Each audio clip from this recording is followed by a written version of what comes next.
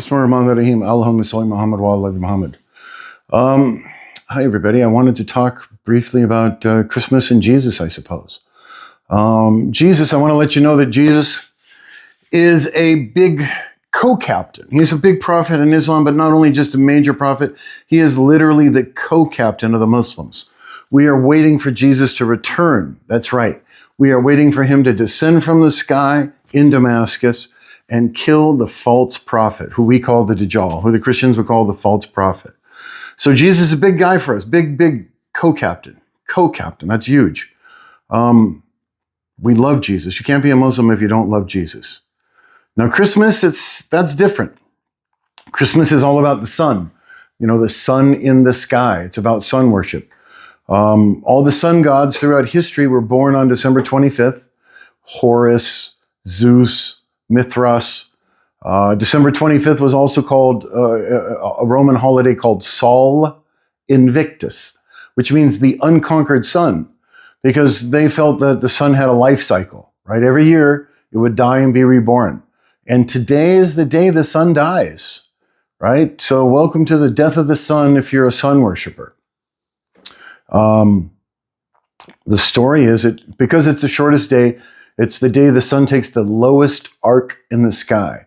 So they say it dies today, stays dead for 3 days, and then it's reborn or resurrected on the 25th of December. Kind of odd, right? Does that sound familiar? Does to me, because I'm hearing the Easter story also, right? Where Jesus died on the cross, stayed dead for 3 days, and then rose again a day and a half later, day and 3/4 later on Sunday. Not quite 3 days, but, okay. Best they can do, I suppose.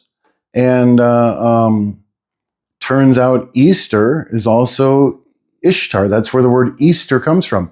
It's a different variation on Ishtar, who is the goddess of fertility. And that's why Easter has all these decorations of eggs and rabbits, fertility symbols. But, that's a talk for a different day. Now, Sol Invictus, big day for the Satanists. The Satanic Temple of the United States lists it on one of their major holidays, right? And if this is like Jesus's day, why are the Satanists so happy with this day? Well, that's because we're participating in paganism, not us, but you, if you're having and celebrating Christmas, is participating in paganism. And so the Satanists love that because Satan loves that. The real birth of Jesus would be in late August or early September, right? We know from the Islamic point of view that dates are ripening, right? It was during the time the dates ripened. So that would be August, September, depending on the kind of date. And from the Christian tradition, it was during the census, right? The Romans wanted to have a census, and so everybody had to return to their original cities, which is why Joseph and Mary traveled to Bethlehem. And at least that's how the story goes. You can't send agricultural people on a journey until after they harvest, right? The nation would collapse. The nation needs the harvest to get through the winter. So the harvest has to be in before people take that journey. So that would put it in late August to sometime in September, based on when the snows and everything happen in Palestine. So we know it's definitely not the 25th of December. And, the story is that the church wanted to make it easier for the pagans to become Christian. So they adopted paganism. But it's more like the pagans captured the religion of the Messiah. And that's really what's been going on, because so much of Christianity is actually paganism. The old Christians long ago, hundreds of years ago, they forbid Santa, they forbid Christmas, because they knew that this was paganism, right? The Puritans, they came over to America. It was not allowed until England kind of took over and started making it so they couldn't stop it. But even though it was technically allowed, they still didn't really celebrate it because they had such a strong belief in God. The Puritan Christians did. It wasn't really until 1842 when A Christmas Carol, the story of Christmas Carol came out. And it was such a big hit that it revived an interest in Christmas. And then later in that century, in the 1800s, the marketers picked it up and said, hey, you know, we can be selling a lot more gifts if we got everybody to give gifts on December 25th. And so, you know, it's become the marketing bonanza that it is today, right? You know, it's nothing really to do with the prophet, the Messiah, or God. It's more about spending money and secretly celebrating the sun. Not very religious to me. Now let's talk about the name, right? Because Jesus is actually Zeus, Jesus, right? And Zeus is the sun god, or his eyeball is the sun, so he's technically a sun god. The real name, according to the Christians and the Jews, would be Yeshua. And if you properly translate Yeshua, that becomes Joshua. And in Arabic, it's Isa. So Jesus is another word that has been captured by the pagans, how they captured the religion of Yeshua and misguide it.